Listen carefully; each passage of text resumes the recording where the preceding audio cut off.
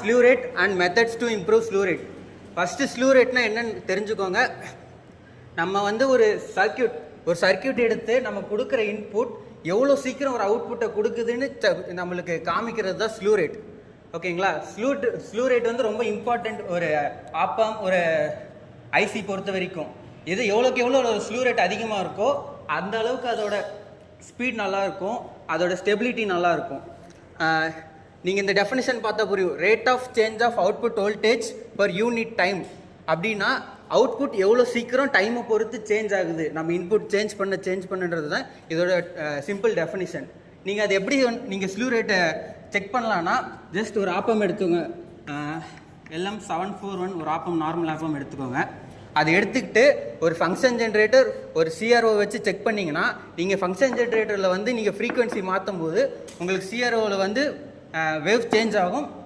அதோட உங்களுக்கு வந்து அதோட ஃப்ரீக்வன்சி இதில் சேஞ்ச் ஆகுது டக்குன்னு காமிக்கிறத பொறுத்து தான் நீங்கள் ஸ்லீவ் ரேட் மென்ஷன் பண்ணுவீங்க.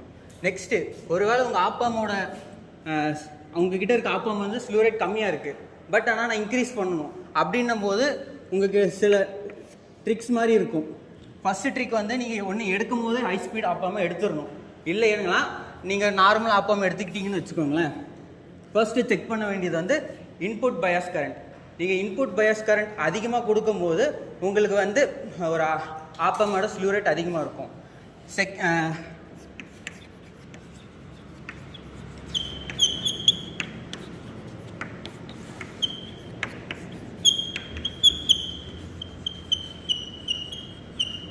செகண்ட் வந்து பார்த்தீங்கன்னா இன்டர்னல் கம்பாசிட்டிவ் கெப்பாசிட்டன்ஸ். இன்டர்னல்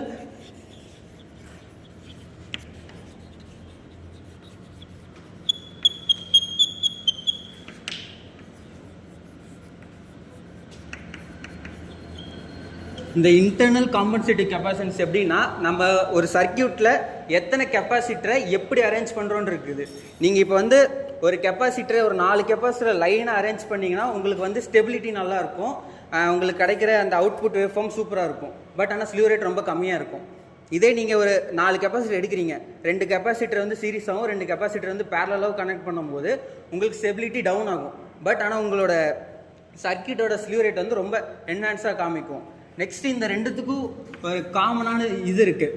நீங்கள் வந்து ஒரு சர்க்கியூட்டில் வந்து நீங்கள் இந்த கெப்பாசிட்டன்ஸை வந்து டிக்ரீஸ் பண்ணிங்கன்னு வச்சுக்கோங்க, ஆட்டோமேட்டிக்காக நீங்கள் பயாஸ் கரண்ட்டு இன்க்ரீஸ் பண்ணி தான் ஆகணும். நீங்கள் ரெண்டுத்தையுமே கம்மி பண்ணி வச்சுருந்தீங்கன்னா உங்கள் சர்க்கியூட் வேலை செய்யாது, தப்பான அவுட்புட் மட்டும்தான் காமிக்கும். நெக்ஸ்ட்டு தேர்ட் ஒன் வந்து என்னதுன்னா, நீங்கள் இந்த ஃபீட்பேக் ஆம்ப்ளிஃபையர்ஸ்லாம் கேட்டுப்பட்டிருப்பீங்க, எலக்ட்ரானிக் சர்க்கியூட்ஸில் படிச்சிருப்பீங்க. Voltage feedback amplifier, current feedback amplifier இதெல்லாம் படிச்சிருப்பீங்க. அந்த சர்க்கியூட்டுக்கு ஏற்ற மாதிரி நீங்கள் வந்து டிசைன் பண்ணிங்கன்னா உங்களோட சர்க்கியூட்டோட ஸ்லீவ் ரேட் வந்து அதிகமாக இருக்கும்.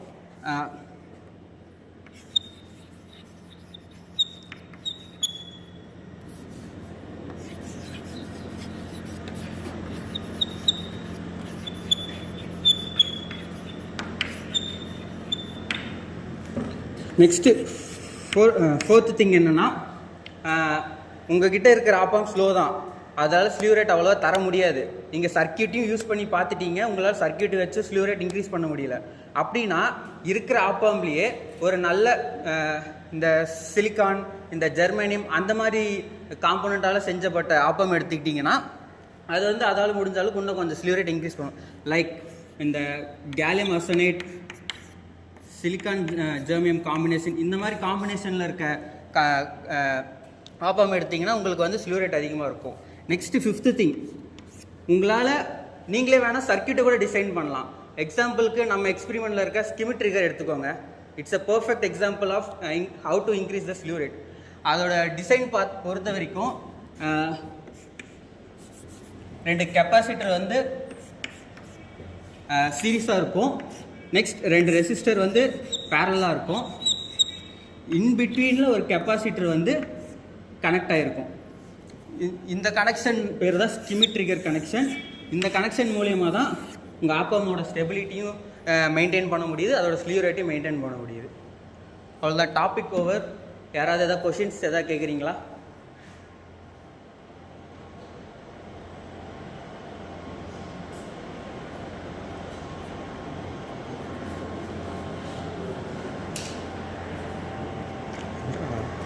எதை வச்சு ஆப்ராம்போட ஸ்பீடும் ஸ்டெபிலிட்டி இருக்கும் சார்? எதை வச்சு ஆப்ராம்போட ஸ்டெபிலிட்டியும் ஸ்பீடும் எப்படி இருக்காங்க சார்? ஆப்பாமோட எப்படி ஹை ஸ்பீடுன்னு சொல்கிறோன்னா ஃபர்ஸ்ட் இந்த ஸ்லியூரேட், மெயின் ஸ்லியூரேட்க்கு அப்புறம் நான் நிறைய பார்க்குறது என்னென்னா அதோட பேண்ட்வித் என்ன, நெக்ஸ்ட் அதோட சிஎம்ஆர்ஆர் ரேட் என்ன, நெக்ஸ்ட் அதோட இன்புட் இம்பிடன்ஸ் எப்படி இருக்குது, நெக்ஸ்ட்டு காமனாக இது திங்க தான் அதால் எவ்வளோ ரெசிஸ்டிவ் பண்ண முடியும், எவ்வளோ கெப்பாசிட்டன்ஸ் அதால் தாங்க முடியும். இந்த மாதிரி சில சிம்பிளான ஒரு 6-7 டேர்ம்ஸ் வச்சு தான் நம்மளுக்கு வந்து ஹை ஸ்பீட் ஆப்பம்னு சொல்லுவாங்க. நீங்கள் ஐடியல் ஆப்பம் பற்றி படிச்சிங்கன்னா, ப்ராப்பர்ட்டிஸ் படிச்சிங்கன்னா இதுக்கு ஒரு தெளிவான டெஃபினிஷன் கிடைக்கும். நெக்ஸ்ட் வேறு யாராவது?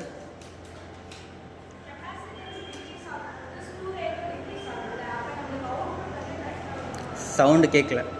கெப்பாசிட்டன்ஸ் கம்மியாகும் போது ஸ்டெபிலிட்டியும் கம்மியாகும். அப்போ அவுட்புட் ஏதாச்சும் வேரி ஆகுமா? கெப்பாசிட்டன்ஸ் டிக்ரீஸ் ஆகும்போது ஸ்டெபிலிட்டி டிக்ரீஸ் ஆகும் தான்.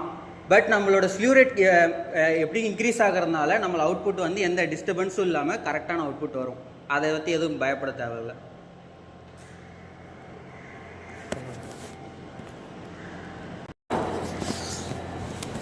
சொல்லு.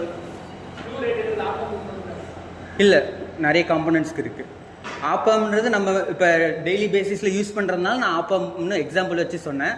இது இல்லாமல் நிறைய இன்னும் ஐசிஸ், இந்த மாதிரி டிஃப்ரெண்ட் டைப்ஸ் ஐசிஸ்லேயும் இருக்குது. அது எல்லாத்துலேயும் ஸ்லியூரேட் செக் பண்ணுவாங்க. எதெல்லாம் ஃப்ரீக்குவென்சி ட்ரான்ஸ்ஃபர் பண்ணுதோ எல்லாத்துலேயுமே ஸ்லியூரேட் கண்டிப்பாக இருக்கும். தேங்க்யூ.